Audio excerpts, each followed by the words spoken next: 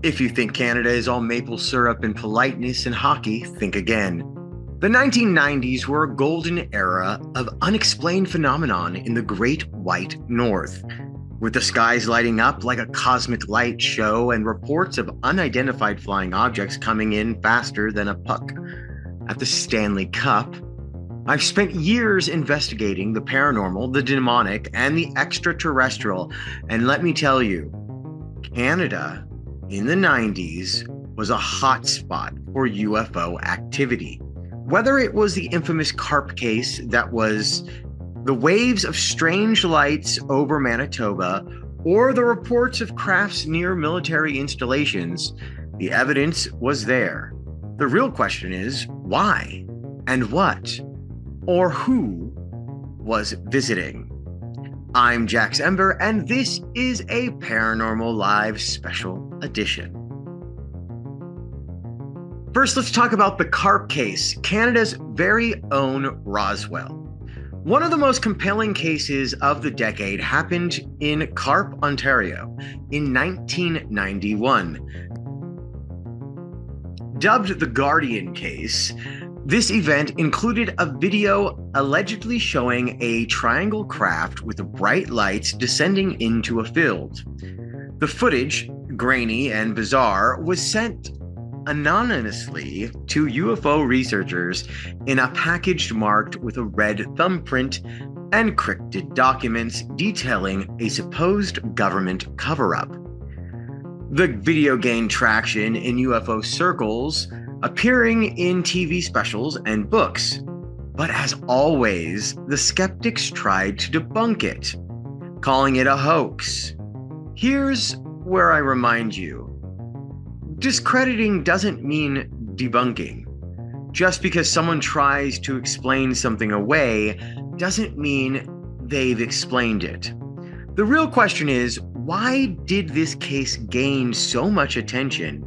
And why did so many people involved in this investigation report strange encounters doing the Carp case later on this week? So don't forget to like, follow, and subscribe. And if any of these cases you would like a deep dive in, don't forget to like, follow, and subscribe, and let me know in the comments. We are again visiting Canada. Falcon Lake, the 90s. Reawakening of an early mystery. While the Falcon Lake incident technically happened in 1967, it saw a resurgence in the 90s, when Canadian officials finally admitted they had no real explanation for what happened. For those who don't know, Stephen McCallick was prospecting near Falcon Lake, Manitoba, when he encountered a metallic disc-shaped craft. It burned him, literally. His shirt was scorched, and he developed a bizarre grid-like pattern of burns on his chest, which lingered for weeks. By the 1990s, this case was back in the news, with new attempts to analyze the evidence and fresh UFO sightings occurring in the same area. This brings up an intriguing possibility. Were they back? Was whatever or whoever visited in the 60s still monitoring Falcon Lake 3 decades later? I don't know. With only almost 3 decades after the 90s, are we still having visitors to Falcon Lake? If you live near Falcon Lake, put a comment in our chat and we'll get to you. But know that this is one of those cases that I definitely will want to go into deeper, and will be a part of my Great UFO Cases of Canada book that will be coming out soon, Our Friends to the North. Now, let's talk about Shag Harbour. Have any of you heard of the Shag Harbour reinvestigation? Another legendary case from Canada, and the UFO history reemerged in the 90s. The Shag Harbour incident of 1967. This one was particularly interesting because it involved a Royal Canadian Mounted Police, government officials, an actual search and rescue operation. That's right. This one covers a little bit of everything: police witnesses, government officials, and actual search and rescue operation. A glowing object was seen crashing into the waters of Nova Scotia. Witnesses, including law enforcement, reported seeing lights floating on the surface before submerging. The Canadian military investigated, but found nothing. At least that's what they claimed. First, forward to the 1990s, when declassified documents and witness testimony started painting a different picture. Researchers uncovered accounts suggesting that the object didn't sink, it moved. And some believed there was an underwater recovery effort, with whispers of extraterrestrial crafts being retrieved under the cover of darkness. Is this a case that you would like me to cover? Let me know in the comments. The Canadian NORAD connection.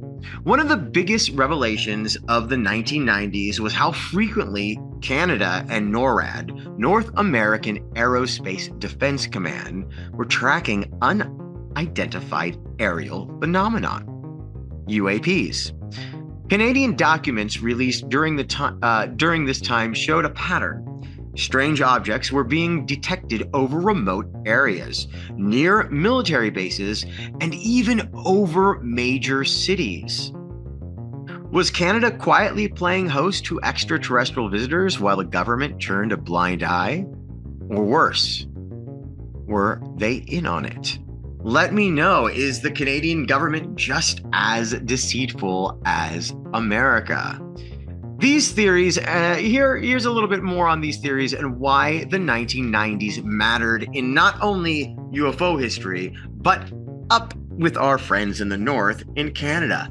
So why was Canada so active in the UFO scene during the 1990s? Here are a few possibilities. The Cold War had just ended, and the military-industrial complex was shifting focus.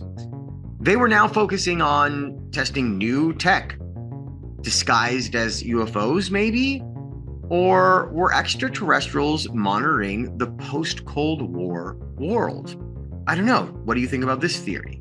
Theory number 2. Listen, the 90s was all about increased awareness. With shows like The X-Files dominating pop culture, more people were looking up, and you know what happens when we start paying attention. You see things you weren't supposed to.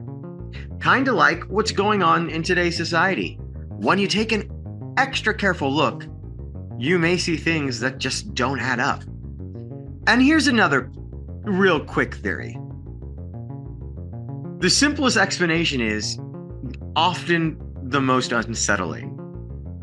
More sightings just meant more UFOs. Something was flying in our skies and people were finally taking it seriously. The 90s was a time where we truly questioned, are we alone? Canada is a vast land of mystery where the northern lights dance above frozen lakes and legends of cryptids and ghosts abound. It only makes sense that extraterrestrials would find it just as fascinating as we do. The 1990s gave us a treasure trove of sightings, investigations, and yes, government interference. But for those of us who know, who felt the weight of the unexplained presence or seen something in the sky that defied logic, we don't need a government stamp of approval to confirm what we already suspect. They were here. They're still here.